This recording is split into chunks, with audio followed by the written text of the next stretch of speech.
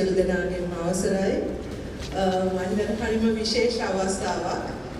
පාර්ලිමේන්තුවේ කිව්ව විදියට පළවෙනි වතාවට මේ වගේ දෙයක් අපිට කරන්න පුළුවන් වීම ගැන කලා හා සංස්කෘතික සංසදයට මම සුබ පතනවා සහ මම ස්තුතිවන්ත වෙනවා මෙවැනි දෙයක් මෙහෙම දෙයකට නායකත්වය දීම පිළිබඳව.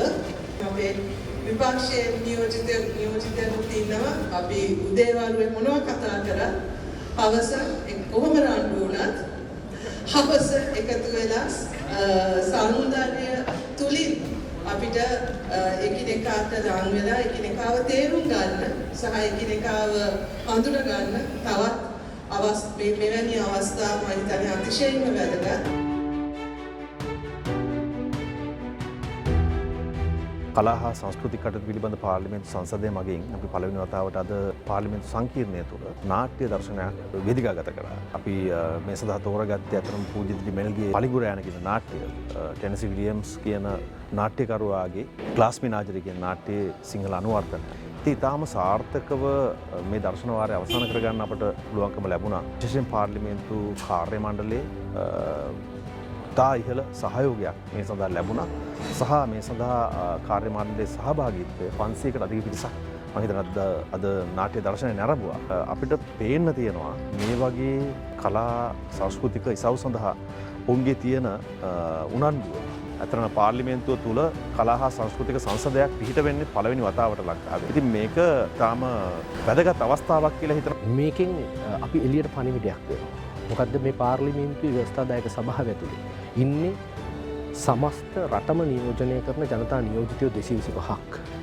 මේ 225 තුළට මේ කලාව සහ සංස්කෘතිය ඒකේ වටිනාකම ගෙනියන්න පුළුවන්, ගෙන යා යුතුයි කියලා අපි විශ්වාස කරනවා. ඒකේ පළවෙනි ආරම්භය තමයි මේ. මේ මූලික අරමුණ තමයි ප්‍රජාව ගැවසෙන තැනට වින්ෆීල්ඩ් ෆැමිලි එක ගෙන යන්නේ.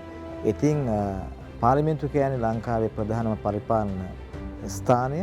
එතන අද අපිට මේ අවකාශ ලැබීම පොඩි සංකේතවත් වෙනවා සහ අනිත් ආයතන වලටත් ඒක පොඩි විවෘත වෙනවා අපිට මේ නාට්‍ය පෙන්වීම.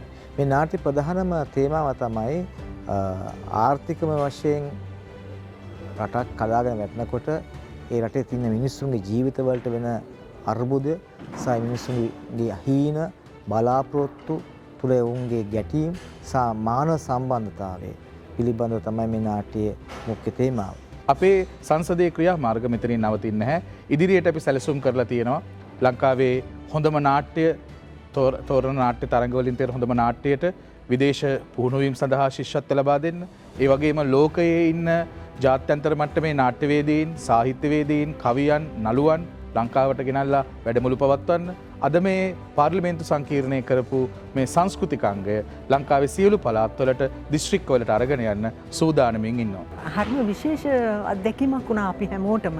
හේතුව මං හිතනවා මෙතනට අද දවසේ ආපු ගොඩක් අය නාට්‍ය කියන දේ වෙනස් විදිහට අත්දැකලා සමහර විට වැඩි විශේෂත්වයක් ගන්නේ නැතුව නාට්‍යයක් කිව්වහම වැඩි විශේෂත්වයක් ගන්නේ නැති එහෙම කොටසකුත් අද දවසේ මේ නාට්‍ය බලන්න සම්බන්ධ වුණා කියලා මම විශ්වාස කරනවා. පලිඟුරෑන කියන මේ වේදිකා නාට්‍ය මම හිතන්නේ සියලුම ඇමතිවරුන්ට, මන්ත්‍රීවරුන්ට, පාර්ලිමේන්තු කාර්ය මණ්ඩලයට, ගරු අග්‍රාමාත්‍යතුමිය රැඳිලා හිටියා. ඒ සියලු දෙනාගේ ජීවිතවලට පාර්ලිමේන්තු ස්ථාවර නියෝග වගේ අපි දවල් දවසේ කතා කරන පනත් කෙටුම්පත් වලින් පිටතින් ජීවිතය දකින්න උදව් කරා. ලෝකයක තියෙන ප්‍රශ්න සමුදායක් පවුලකට ලඝු කරලා ඒ පවුල තුලින් අපිට ජීවන අවබෝධයක්, ජීවිත අවබෝධයක් ලබා දීම කියන එක මේ නාට්‍ය හරහා ඉතා හොඳින් සිද්ධ වුණා කියන එක තේරෙනවා. අපි නාට්‍යයක් බලලා මතු පිටින් සිනා වෙලා ගෙදර යනවා වෙනුවට මම හිතන්නේ ජීවිතය දිහා ගැඹුරින් බලන්න, ජීවිතයේ ප්‍රශ්න දිහා ගැඹුරින් විශ්ලේෂණය කරන්න ඒ අවකාශය මේ නාට්‍ය තුලින් නිර්මාණය වුණා කියන එක අපි විශ්වාස කරනවා. අද ඇත්තටම මම හිතන්නේ හැම කෙනෙක්ම ඉතා කලාතුරකින් දකින්න ලැබෙන සාහිත්‍ය කලා නිර්මාණයක් රසවින්දා. ඉතින් ඒ කණ්ඩායමටත් අපේ ස්තුතිය පුද කරන්න ඕනේ. මං හිතනවා දේශපාලනය සහ එහි නියැලෙන හැම කෙනෙකුටම මේ වගේ රසවින්දනය සඳහා අවස්ථාවක් ලබා ගැනීම සහ ලබා දීම ඉතාම වටිනා දෙයක් කියලා. So at the very beginning I would like to congratulate Honorable Jagat Manuparna for this initiative at the Parliament of Sri Lanka. And it was a beautiful, very captivating performance of theatrical performance, Wingfield Home. உண்மையிலேயே அந்த 2 மணித்தியாலமானது சகலதையும் மறந்து நாடகத்தோடு இருந்தோம். மனிதனுக்கு தேவையான ஒன்று.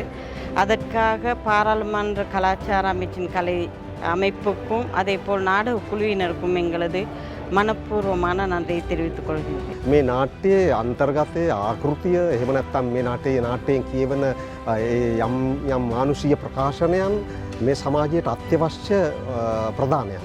ඉතින් ඒක නිසා මට හිතෙනවා හෙන්රි ජයසේනයන්ගේ ස්ක්‍රිප්ට් එකක් පිටපතක් මේක. එතකොට ටෙනසි විලියම්ස්ගේ නාට්‍යයක්.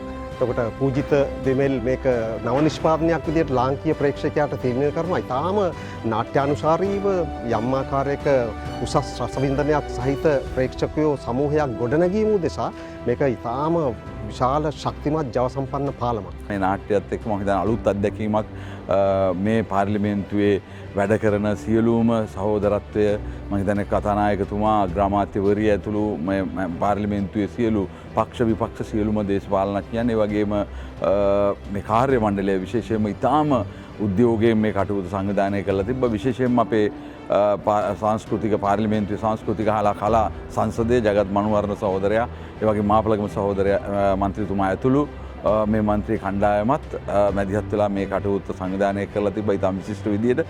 අලුත් අත්දැකීම අපේ කාර්යබහුල ජීවිතවලට අලුත්ම අත්දැකීමක් වුණා. බොහොම සතුටුයි. මම හිතන්නේ පළඟු රෑන නාට්‍යයේ පෙන්නනවා වගේ තාත්තා අහිමි වෙච්ච සමාජයක් මේක, සංකේතීය පියවරු අහිමි වෙච්ච සමාජයක් මේක, අලුත් පර්යායක්. ඒ නිසාම මව්වරු එකතු වෙලා මම හිතන්නේ මේ නාට්‍යයේ කියනවා වගේම අලුත් පර්යායක්, අලුත් සමාජ දැක්මක්, අලුත් සමාජ ජීවිතයක් අවශ්‍ය වෙන මොහොතක්. මම හිතන්නේ ඒ වෙනුවෙන් මේ කරන පාර්ලිමේන්තු සංසදයේ විසින් කරගෙන යන මේ ක්‍රියාදාමය මම හිතන්නේ ඉතාම වැදගත් කියලා මම හිතනවා. දුක කෙනෙකුට කියන්න පුළුවන් මේ පාර්ලිමේන්තුව තියෙන්නේ මොකද නීති සම්පාදනය කරන්න විතරයි කියලා. නමුත් මට නීති සම්පාදනය කිරීම කියන්නේ වියලි දෙයක් නෙමෙයි. ඒක හරි මොකක්ද ඒක නිෂ්ක්‍රීය වියලි නිකන් ඒක යාන්ත්‍රික දෙයක් නෙමෙයි. නීති සම්පාදනය කරනවා කියලා කියන්නේ මිනිස්සයාගේ මේ රටේ ඉන්න පුරවැසියාගේ මනුෂ්‍ය විඥානයත් එක්ක සම්බන්ධ දෙයක්. නීතිය පවතින ජන සමාජයට. ඒතකොට ජන සමාජයක් කියලා කියන්නේ මනුෂ්‍යයන්ගේ ගොනුවක්. මනුෂ්‍යයන්ගේ ගොනුවක තියෙන මූලික දෙයක් තමයි සෞන්දර්යය, ජීවිතය, දර්ශනය, ජීවත් වීමේ අරමුණ කුමක්ද මෙන්න මේ සේවල් සෙවීම. මම හිතන්නේ මේක තාම වැදගත් දෙයක්.